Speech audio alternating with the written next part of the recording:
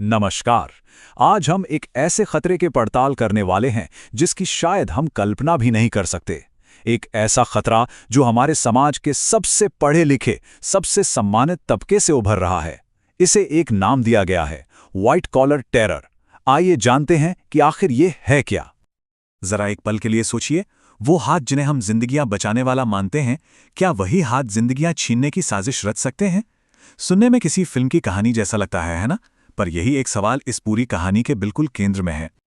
मामला भारत का है, जहां जांच एजेंसियां एक ऐसे टेरर नेटवर्क की तह तक जाने की कोशिश कर रही हैं जिसके सदस्य कोई अनपढ़ या गुमराह नौजवान नहीं, बल्कि पढ़े लिखे काबिल डॉक्टर्स हैं। चलिए इस हैरान कर देने वाले मामले को थोड़ा और गहराई से समझते हैं। तो सबसे पहले ये समझते हैं कि इस नए तरह के आतंक को आखिर कहा क्या जा रहा है। इसे नाम दिया गया है व्हाइट कॉलर टेरर। अब इसका मतलब क्या है? सीधा साधा मतलब ये है कि जब डॉक्टर, इंजीनियर या दूसरे बड़े प्रोफेशनल्स अपने भरोसेमंद पेशे की आड़ में उसके पीछे छिपकर आतंकी गतिविधियों को अंजाम देते हैं, और जाहिर है उन पर आसानी से कोई शक भी नहीं कर पाता। इस मामले में एक दो नहीं बल्कि कई डॉक्टरों के नाम सामने आए हैं। किसी पर आरोप है कि उसके पास से विस्फोटक मिले, तो किसी के मेडिकल कॉलेज के लॉकर से AK-47 जैसी राइफल मिलने का दावा है, और तो और एक डॉक्टर पर तो राइसिन जैसा बेहद खतरनाक जहर बनाने की कोशिश का भी शक है। ये आरोप ही अपने आप में इस मामले की गंभीरता को दिखाते हैं। अब बात करते हैं उन चीजों की जो जांच में बरामद होने का दावा किया जा रहा है, क्योंकि यही बरामदगियां इस पूरी साजिश के स्केल की तरफ इशारा करती हैं। ये आंकड़ा देखिए, 2900 किलोग्राम। जी हां, 2900 किलो, यानी लगभग 3 टन बम बनाने का सामान। अब इतनी बड़ी मात्रा में ये सामान जमा करने का मतलब एक ही हो सकता है, किसी बहुत बड़ी, बहुत विनाशकारी तबाही की साजिश। अब एक और आंकड़े पर नजर डालते हैं। ये सुनने में बहुत छोटा लगेगा, सिर्फ 4 लीटर। ये 4 लीटर अरंडी का तेल एक डॉक्टर के पास से मिला था, पर इसका असली मकसद कुछ और था। इससे राइसिन नाम का जहर बनाने की कोशिश की जा रही थी। एक ऐसा जहर जो बिना किसी धमाके, बिना किसी आवाज के चुपचाप किसी की भी जान ले सकता है। तो यहां देखिए, एक ही वक्त पर 2 अलग अलग तरह की साजिशें चल रही थीं। एक तरफ जैश-ए-मोहम्मद से कथित तौर पर जुड़े विस्फोटक थे, जिनका मकसद था बड़े धमाके करना, भारी तबाही मचाना, और दूसरी तरफ ISKP से जुड़ा राइसिन था, जिसका मकसद था चुपके से किसी खास टारगेट को निशाना बनाना। और लिस्ट यही खत्म नहीं होती।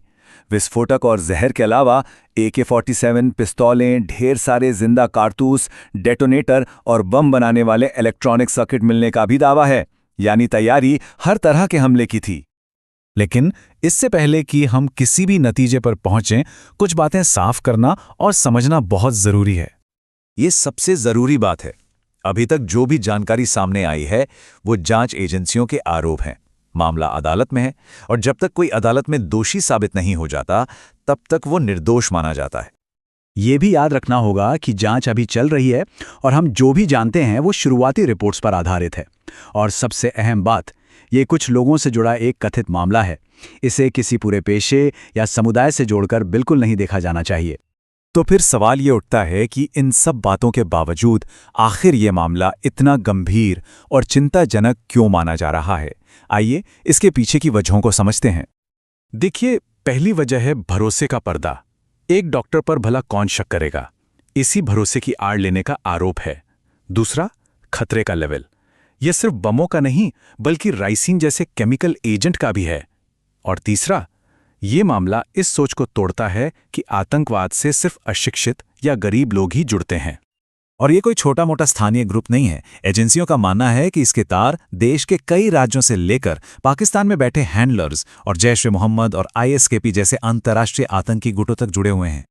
तो आखिर में ये पूरा मामला हमें एक बहुत बड़े और मुश्किल सवाल के साथ छोड़ जाता है कि जब भरोसा ही एक हथियार बन जाए, जब सबसे सम्मानित पेशे ही एक ढाल बन जाएं, तो फिर हम आने वाले खतरों को पहचानेंगे कैसे? ये एक ऐसा सवाल है जिस पर हम सभी को सोचने की जरूरत है।